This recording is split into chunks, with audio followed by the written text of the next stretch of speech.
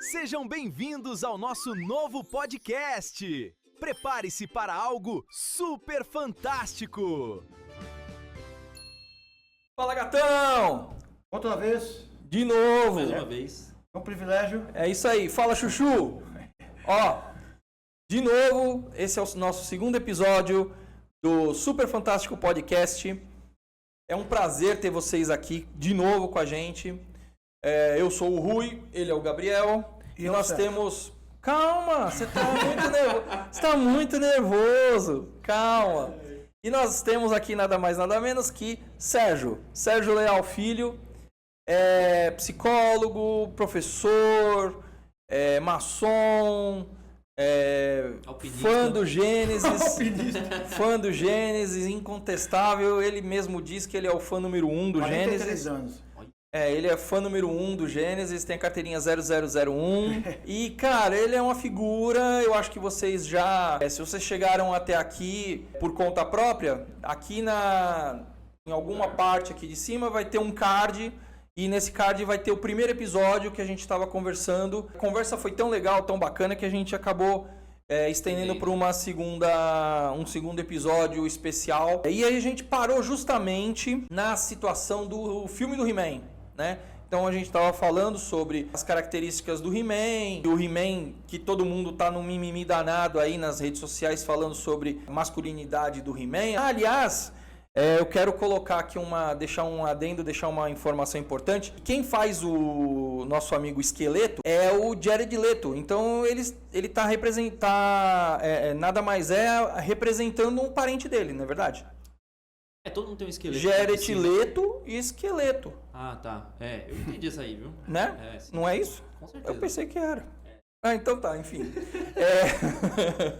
E aí acabou que a gente deu as nossas opiniões lá e agora o Sérgio vai dar a opinião oficial no âmbito psicológico, psicoterapêutico, psiquiátrico e tudo que comece com psi, ele vai falar. Então vai lá, Sérgio. Mais uma vez eu agradeço a oportunidade de divulgar uma coisa que como eu falei anteriormente, só penso quando eu respiro, que é psicologia, psicanálise e afins. O preconceito é um dos maiores inimigos do conhecimento. Por isso que tudo tem um tempo, certo? Teve um tempo que eu falava assim, vou ver filme de super-heróis, isso é coisa para adolescentes, mas não é bem assim. Muita coisa, aliás, o único super-herói dois. Eu gostava era o Thor, que tem aquela pegada nórdica. E o Hulk. Adoro. E o Hulk. Mas por que o Hulk? A pegada tecnológica do... Verde. Esse aspecto da força, né? Eu ainda vou ter que investigar por quê. Eu até sei, mas agora não convém. Entendi. Mas, é tal negócio, se você vê só no aspecto periférico da coisa, são filmes que parecem ter uma aparência de ser meio que inocentes, mas não é bem assim. No caso que nós estávamos falando sobre o do He-Man, como eu falei anteriormente, você tem o que você rechaça e ele aparece em situações chaves da sua vida. Eu estava falando em exegese, que são as inúmeras possibilidades de interpretação. Falei sobre a linguagem simbólica. E os desenhos e filmes estão recheados de simbologia. O advento da linguagem foi há 135 mil anos atrás. E o inconsciente ele é estruturado sob forma de linguagem. Por que o cômico exerce um fascínio nas pessoas? Elas reprimem no dia a dia, reprimem as coisas. Aí quando a coisa emerge, aquela coisa que estava lá escondida emerge, ela causa um impacto.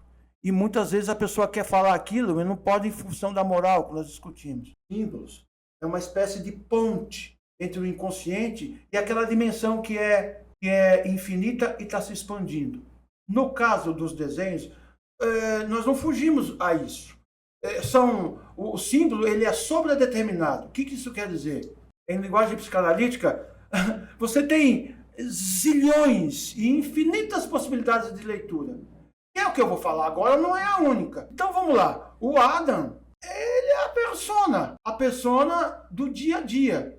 Só que em situações especiais, emerge a figura do herói. No caso do He-Man. Tá, mas então você quer dizer que o Adam estava dentro do armário, é isso? Sim, com toda certeza. Simplesmente sim. E aí quando ele se transforma no He-Man, aí Aí ele usa uma tanguinha, um negócio aqui no Sim, meio, com as sim. tetinhas pra fora, sem pá, e Esse estar no armário, bronzeadíssimo.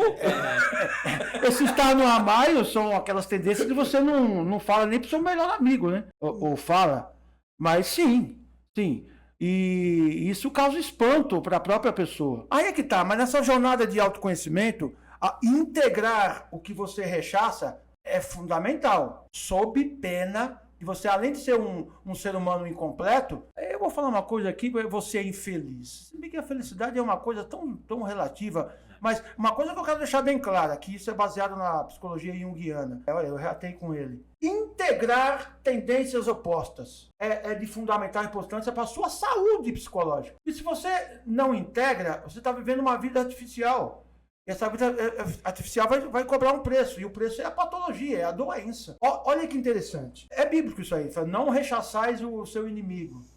Jesus falou. Se você rechaça o inimigo, você está dando força para aquele inimigo. A condição ideal seria você relaxar e perceber que uma coisa é natural. Onde que eu quero chegar? Olha a polarização política. Eu evito de falar sobre política, mas você sempre tem um inimigo do outro lado. E aí a pessoa ela fica colocando na ferida, só que ela está lembrando, faça alguma coisa prática, por que você fica enfatizando o inimigo? Dentre várias coisas, o que a Bíblia quis dizer foi isso. Você está resistindo ele, você está dando força para ele. Em relação à política que você está falando, eu conheço várias pessoas que brigam, lutam, ficam de mal por causa de ideologias políticas que necessariamente, no final das contas, lá nos bastidores, todos os políticos se gostam, se conversam. Mas se você é de direita e você fala de uma pessoa de esquerda, nossa, é uma guerra. Se você é de direita e você fala da pessoa de esquerda, se você é de esquerda e você fala da pessoa de direita, é uma polarização, né? E muitas vezes não é o que acontece no dia a dia do próprio político. Porque o político ele tá lá fazendo política, ele tá lá negociando interesses dele, interesses primeiro dele, né? Depois isso é minha opinião. Primeiro dele, depois do lugar onde ele representa, né? Seja ele do estado, do município, do país que ele representa. E, nossa, existe uma polarização. Eu sei que assim, eu conheço uma pessoa, que acho que o Gabriel também conhece, e eu faço questão de entrar em conflito com ela, político, e falei desculpem, foi mal, hein?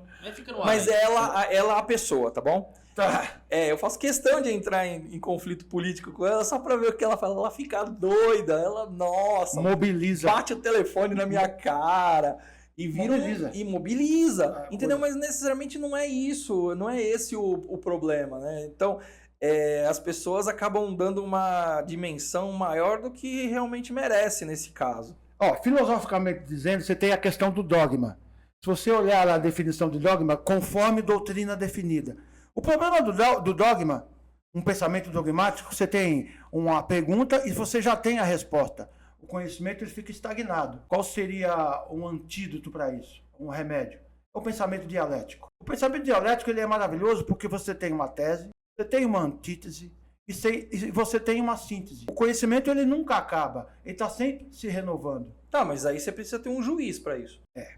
Para arbitrar isso. Para arbitrar. Porque assim, se eu viro e falo assim, olha, essa caneca é branca por fora e amarela por dentro. Você fala assim, não, essa caneca aqui, é amarela por dentro e branca por fora. E a gente vai ficar brigando nisso daí o tempo todo. Sim.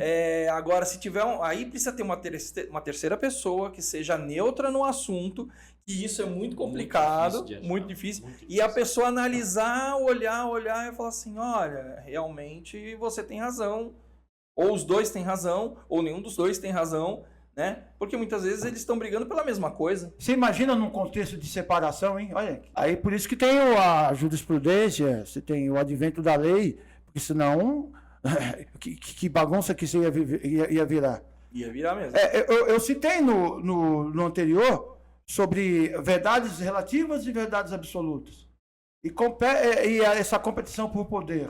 A pessoa que se identifica com poder, farinha pouca, meu pirão primeiro. Mas aí sai uma bagunça, né? Inclusive guerras. Mas é o que está acontecendo. É o que está acontecendo no Oriente Médio, É o que está acontecendo Rússia e Ucrânia. Então, é o que está acontecendo. Teve uma época aí que... Então eles estão brigando por qual pirão? Sim.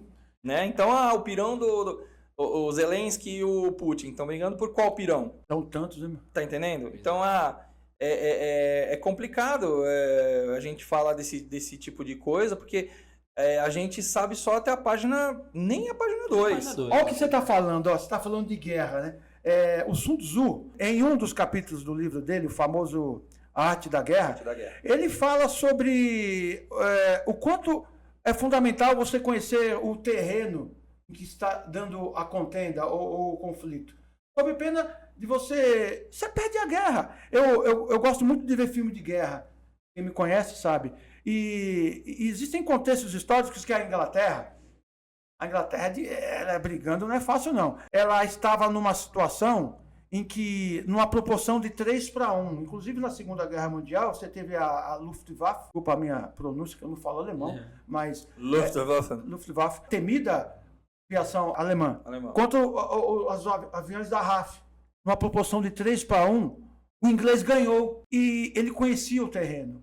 Mas o que isso aí tem a ver no contexto psicológico? Cara, viver demanda relações de conflito. A guerra está lá dentro do seu aparelho psíquico. Se você for um ser humano, você é dotado de um aparelho psíquico. Por que chama aparelho? Você produz a energia, e a questão de onde vem essa energia é uma questão espiritual. Você produz energia, você transforma em energia, você induz o fenômeno da indução da física. E você, como você faz uma oração, você está induzindo. Aliás, para lugares, inclusive para o universo, né? Para o universo, dependendo da intenção da oração. Vamos lá, peraí, calma aí. Vamos, assim, estamos em época de Copa, tá certo? Opa! Estamos em época de Copa. Então, assim, se todo mundo fizer corrente positiva, der as mãos, ir lá no boteco beber e ficar junto, né? Isso daí gera energia suficiente para que o time lá jogue melhor e aconteça uma coisa mais... Isso tem nome, chama egrégora, né? Ou seja, é um compêndio de energias que estão lá disponíveis de acordo com a emanação mental de cada um. Se for assim, então a China ganharia a Copa. Eu tava pensando nisso. Eu tava pensando nisso, né? A questão da população. Mônaco tava ferrado. Mas Mônaco nem está na Copa, mas os países pequenos, isso é complicado. É verdade. Mas onde nós paramos mesmo? Ih, a gente já perdeu o fio da meada de novo. Isso é... Voltando aí, ó.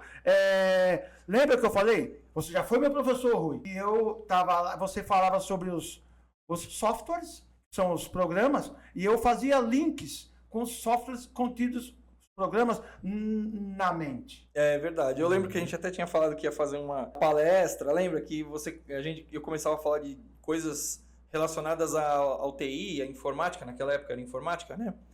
E você ia estabelecer paralelos com os mecanismos psicológicos que são bem parecidos, né? Então, o Zip, eu lembro do... Aí eu vou falar do Enzip. Lembro do Enzip. Eu vou falar do Enzip agora. Posso até falar. Lembra que eu falei sobre... você produz energia, você transforma, induz e recepciona. Na realidade, você introjeta. Introjeta é um fenômeno, a palavra fenômeno quer dizer o que aparece. E a introjeção, você introjeta onde? No mundo psicológico. Você incorpora, aí tem um elemento complicador que muitas religiões, ele incorporou o espírito. Só que tecnicamente, psicologicamente dizendo, você incorpora no corpo. Quer ver um exemplo? Você come uma maçã ou coisa que o valha. Você ingere, digere, assimila e elimina. Esse é o processo metabólico. Sim, é o processo isso é incorporação para a psicanálise. Mas isso é o processo também de processamento de dados. Então, você tem a entrada... sim. Entrada de dados, então você vai lá, digita, né? Sim. Aí tem o processamento, que é a parte interna do que o computador, o sistema operacional fazem, e aí ele te dá um resultado que é a saída. Então, pode ser pela tela, pela impressora, por outros... Pode ser uma explosão. Pode ser uma explosão, dependendo. Quando muita coisa errada. Pode travar o Windows. Hardware é o que você chuta. E software é o que você xinga, exatamente. Você me falou isso, você viu que eu não esqueci. Essa é uma frase célebre. Então, você introjeta, por exemplo, valores que estão ligados a sentimentos dos seus pais. Muitas vezes você tem a sua opinião, você decidindo por você, mas não duvide. O aspecto educativo dos seus pais está aí, ó. Não, Tá total, aí, né? nas suas decisões. Então, eu falei que ia falar do INZIP. A informação na GrêmioNet. Lá vem novas referências, entendeu? Esse rapaz, ele é gremista, Olha lá. doente. O manto, né, mano? Coisa bonita que se mostrar. Né? Ele é gremista doente. Num ponto que ele não fala a palavra Inter. Então, assim, ele entra na GrêmioNet, GrêmioNet. ele faz Grêmio-interpretação de sonho. Sim. Aliás, um grande abraço pro pessoal do Debate Raiz, que é um programa de esporte do Rio Grande do Sul. Nossa, espetacular. É o melhor programa de esporte que eu já vi. Eu vejo, Provavelmente é aliás, todos os dias. tendencioso, né? Não, até que tem um equilíbrio, cara. Tem. Alex Bagé, Diogo Rossi, Meneghetti, Baldasso, que é colorado, é bem equilibrado, sim. Eu assisto todos os dias. Entendi. Mas voltando ao assunto, no caso do INZIP, a informação na GrêmioNet, ela vem sob forma de pacotes. Me corrija se eu estiver errado. Não, tá certo. Aí você compacta e descompacta. Aí você salva onde você tem que salvar na nuvem, não sei, isso aí eu sou só um simples operador. Mas nós temos um INZIP natural. A mente, ela tem um INZIP natural. Olha que louco. Chama deslocamento e condensação. Eu vou falar um número aqui, ele é arbitrário. Ou seja, não é uma regra. Então, você pensa, eu li num livro, uma referência que você pensa em média 14 mil pensamentos por dia. Esse número é muito arbitrário. Ó. Há quem pense mais, há quem pense menos, quem tem a função pensamento mais adiante, mais enfatizada é bem mais. Mas vai, um número arbitrário. Imagina numa vida, você vai de 50 a 40 anos, quantos 14 mil pensamentos você não tem? Então existe uma amálgama, tá tudo ali Emaranhado, né? emaranhado. No princípio era o caos, só o caos. Só que você tem que dar um sentido para isso. Quem dá esse sentido é a consciência. E no caso do deslocamento, condensação, o que você desloca? Por isso que pensamentos, afetos, por isso que em sonhos você tem aquelas figuras compósitas. Como assim? Uma vez eu sonhei com um centauro. Eu acho que eu inventei o bullying, porque o pessoal faz piada com isso. Né? Eu sonhei com cavalo, essas coisas. Mas metade homem, metade cavalo. Metade cavalo. Mas o pessoal que fica fazendo bullying comigo. Né? Calma que a gente vai voltar pro He-Man ainda. Não respeita a minha condição de idoso. Eu, como adotei a cultura gaúcha, o pessoal, toda piada de gaúcho. Com certeza. Essas figuras compósitas, elas estão amalgamadas. Sabe? Então, por exemplo, aquele olhar torto de um pai ou da mãe, aquela surra que você tomou, tá lá registrada. Mas isso nesse caos, tá tudo lá junto. O psicólogo, através da palavra racional, com teorias e técnicas, ele vai separar isso. Tal qual um químico faz com um elemento químico. Ele fraciona e oferece para o paciente. Uma resposta dada nunca é introjetada. Você tem que fazer o paciente perceber.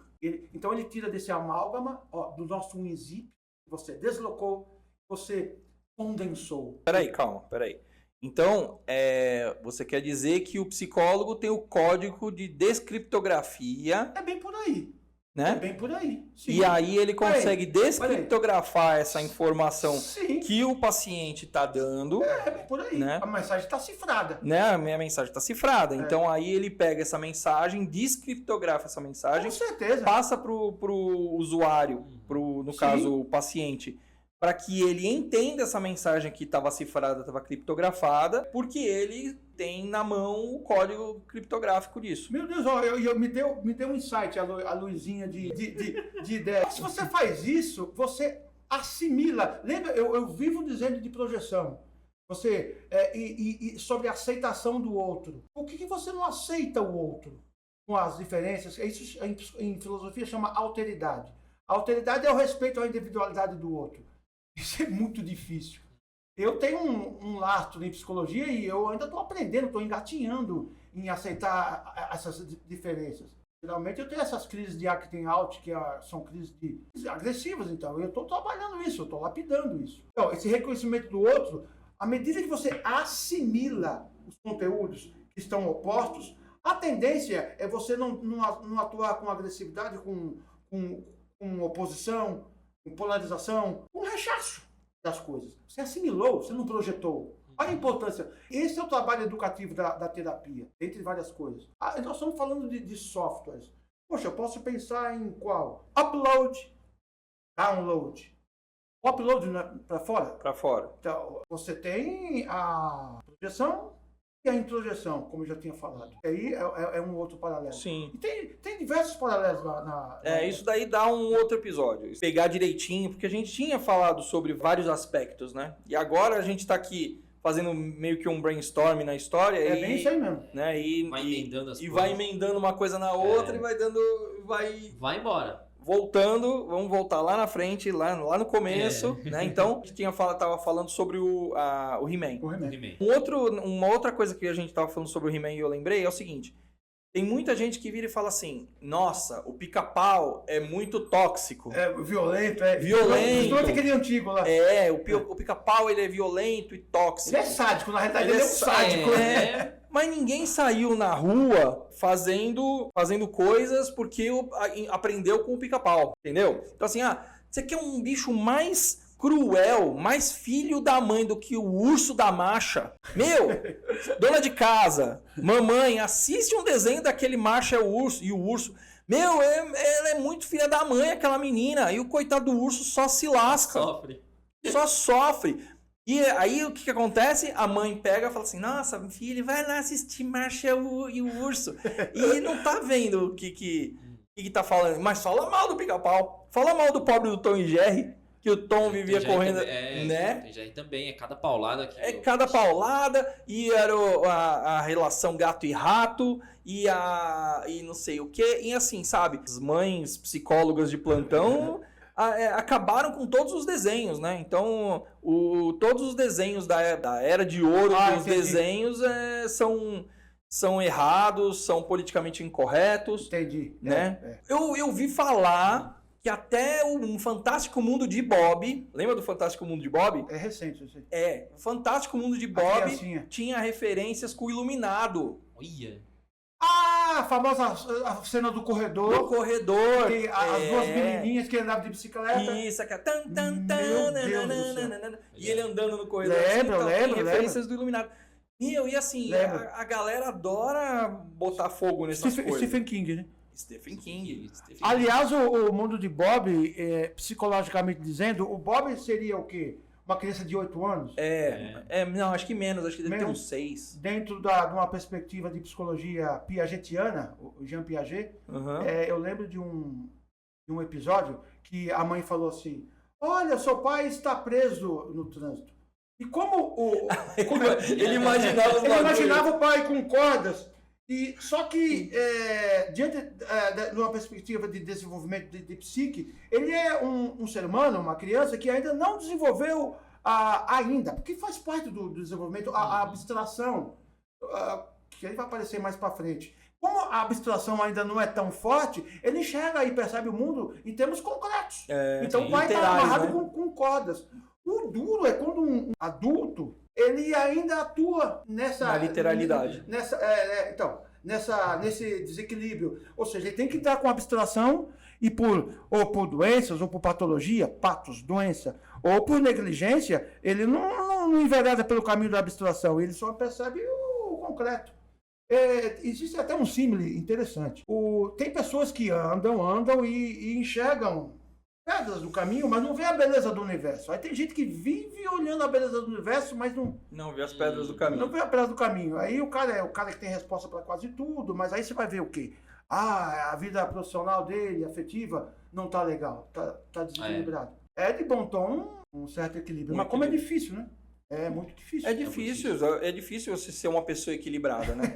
Aliás, o protótipo ou o modelo disso são os grandes eleitos. Os eleitos, você tem a figura de Jesus e tem os eleitos. Chegaram perto. Jesus chegou a um equilíbrio disso tudo. Os eleitos, você fala quem? Moisés. Pelé. O Pelé foi eleito no futebol. Né? Ainda não teve melhor que ele, não. Mas Moisés, os avatares chegaram perto, mas... Aliás, o que eu estou falando? Extroversão, introversão, pensamento, sentimento, intuição, sensação. Poxa vida, eu, por exemplo, eu tenho a minha função, é o introvertido. Mas como assim? Você é tão assim, alegre, fica fazendo piada? Só que é o seguinte, quando eu falo em psicologia, é o meu lado extrovertido.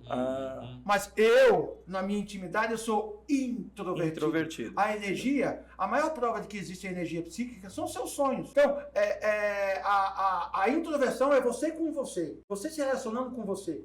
A extroversão é você se relacionando com os objetos externos. E eu sou introvertido pensador. Seria de bom tom eu desenvolver o meu oposto, que é o sentimento. Mas aí eu tenho minha mulher para me ensinar. E ela ainda não conseguiu. Não, vai ser uma longa jornada. Eu vou precisar de zilhões de vezes para vir aqui. Aqui é difícil mesmo. Na escada de Jacó, ela tá lá no último degrau, né? Coitado.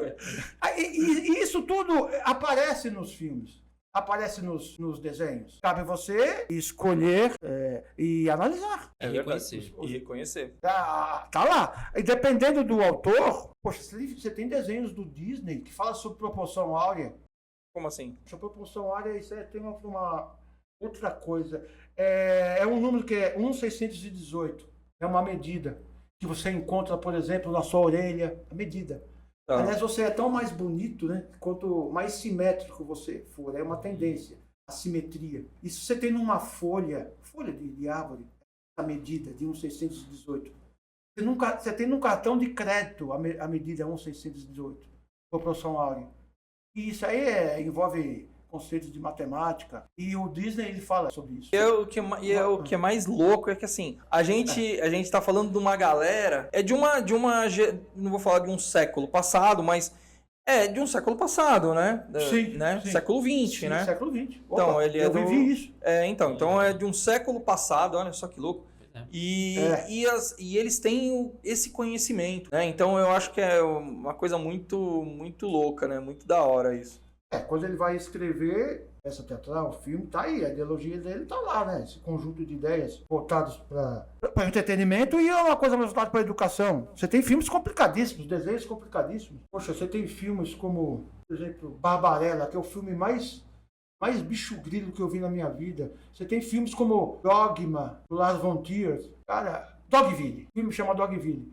Você tem um ambiente assim de teatro, existem riscos no chão, caracterizando uma casa, aí entra uma mulher, uma corda, empurrando uma roda de diligência. Meu Deus, o que é isso? A continuação do Dogville é o Manderley. Lá é um ambiente no ar, puro. E tem muita coisa para tirar lá. Um filme que tem uma pegada intelectual extremamente forte. Então, aliás, se vocês conhecem algum filme que se encaixa nessas características, coloca aí embaixo aí nos comentários pra gente poder também alimentar. Eu gosto muito quando tem interação do pessoal que assiste, agradecer demais, porque a gente tá tendo uma aderência muito legal nas redes sociais e no nosso canal do YouTube. Você estava falando agora, Gabriel, voltando ao Senhor dos Anéis. Sim. A gente começou a falar do Senhor dos Anéis lá no começo do primeiro episódio. E aí ele lembrou de um gancho importante, também relacionado à parte psicológica, né? Relacionado à cultura pop do Senhor dos Anéis, né? O que você tinha falado? Então, porque assim, a gente começou a falar e eu só lembrei depois, porque uma rotina, né? Então, faz parte da minha rotina, né, anual. Todo ano eu vou e reassisto os filmes do Senhor dos Anéis. Isso eu faço também. Faz uns 10 anos que eu não assisto. Acho que faz mais. Inclusive. Eu não faço 10 anos. Porque é um filme muito legal, é um filme quase que a base, né? Muita gente começa pelo Senhor dos Anéis. É um cult. É um cult. E tem muita coisa de tirar de lá, é muito legal. Claramente eu não sou nerd. Né? Imagina! Mas nossa, é geek, é cultura geek. E a gente comentou no primeiro episódio, né, que tem essa parte do Gandalf, que ele é o cinzento, a gente conhece ele como cinzento. E aí ele cai no abismo, né, lutando com o Balrog, e ele retorna como o branco. Branco, iniciado. E é legal porque durante o filme, ele constantemente, ele deixa bem claro que ele não quer ir pelas minas. Né? Eu lembrado disso. Cara, isso é muito legal, porque então assim, ele sabe, digamos assim, a dificuldade dele, ele sabe onde o calo aperta, né? Porque ele sabe que ele não quer enfrentar o Balrog. E aí, o Frodo... Mas é o Balrog dos... Não é do Street Fighter, não é. Tá. Inclusive, sabia que o Balrog do Street Fighter, ele tem um nome diferente no Japão? Qual que é? Fica no ar. Ó, e ele não é, e ele não é Coloque geek. nos comentários. E ele falou que não é geek. Ele falou que não é geek, né? Lá no Lesma Lerda a gente vai ter que discutir sobre os novos personagens do Street Fighter V, hein? Verdade. Ó, fica aí ligado que daqui a pouco vai ter o segundo episódio do Lesma Lerda, que a gente tem umas coisas muito loucas pra falar pra vocês. Então, e, cara, é muito louco, porque isso também remete a muitas pessoas, muitas realidades. Que, assim, a pessoa, ela sabe, digamos assim, né? Ela sabe onde é que é a fraqueza dela, ela sabe os pontos que ela precisa melhorar. Só que para ela fazer isso, ela meio que precisa encarar os medos dela, encarar as fraquezas dela, né? Sim. E é As limitações. Exato, e é o que acontece com o Gandalf. Porque ele sempre ouve, tipo, histórias, principalmente do próprio Saruman, né? Tem uma cena no filme, Saruman contando histórias, que, nossa, os anões, eles cavucaram lá com muita ganância e acordaram o Balrog, né? E meio que o Gandalf, ele tem esse medo, esse pavor, essa angústia, né? De enfrentar o Balrog. E, querendo ou não, nessa jornada ele acaba tendo que enfrentar o Balrog e no final ele sai melhor, ele sai iniciado. E perceba uma coisa, ó, existe a chamada licença poética. Olha que interessante, o Tolkien, eu li o livro, de capa a capa, os ingleses falam assim, ó, de capa a capa, quando você lê tudo lá, tudo que tem que ler, você lê. E o Tolkien, ele ganhou as comendas lá do rei, rainha da Inglaterra, e ele, pra você ter uma ideia, ele contou os passos da saga inteira. E dá mais ou menos, ou cerca de São Paulo ao Rio Grande do Sul, que está 1.100 e poucos quilômetros, que foi toda a saga dos 3 episódios. Então, mas só que percebe uma coisa, ó. Agora vamos estar. O Jung, ele chama de individuação. A individuação, o que é? Qual é a função de uma semente? Tornar-se planta. E o ser humano, ele é um único ser. Não, aí já é. Único ser do universo, não. Aí já é. Eu, como acredito em OVNIs, não é possível que são só nós. Mas o ser humano, ele tem o privilégio de saber que, de perceber esse desenvolvimento, semente para a planta. E o que isso tem a ver com o Rio Senhor dos Anéis? Atente para o Frodo. O Frodo do início, ele é meio que inocente. Aí ele vai, durante o desenvolvimento, você vê que ele se eu não me engano, é um Ungoliant, que é a aranha que pica ele. Nossa, isso é de uma interpretação. Você sabe que lá no final ele vai para um local como equivalente na mitologia grega, chamado dos Campos Elíseos. Sim, que são os homens. Eu já fui para lá já. Na mitologia greco-romana, os Campos Elíseos são os bem-aventurados, os homens que chegaram num grau de desenvolvimento. E isso é muito sutil. Mas nas tradições iniciáticas, eu vivo falando isso, né? Aliás, o que seria isso? São tradições que primam pelo autodesenvolvimento, prima pelo estudo, pela reintegração e sempre com os mestres lá. E você vê que aquele ar de inocência de todos os personagens, ele meio que fica lá para trás. Ele se transformou nessa saga. Isso é verdade. Outra coisa interessante. A Galadriel, existe uma coisa chamada sincretismo religioso. E no sincretismo religioso você tem um deus da Umbanda, um deus do Candomblé, tem um equivalente no catolicismo. Isso é verdade. Tem os nórdicos. Opa! E a Galadriel, dentro desse sincretismo, Nossa Senhora, né? Legal isso. Puxa, eu tô lembrando do Palantir também. O Palantir A internet deles lá. É incrível. Escolhe. Tá recheado de símbolos. Né? E calha a gente reconhecer eles. Eu citei também no outro podcast sobre você conheceu o terreno, né? O filme, ou qualquer filme, é o seu inconsciente lá. Ele tá gritando, ele tá te mandando mensagens. Cabe você conseguir decifrar, né? Decifrar. É muito legal. Interpretar. Gente, olha, eu acho que deu o nosso horário aqui. Minha mãe tá me chamando ali fora.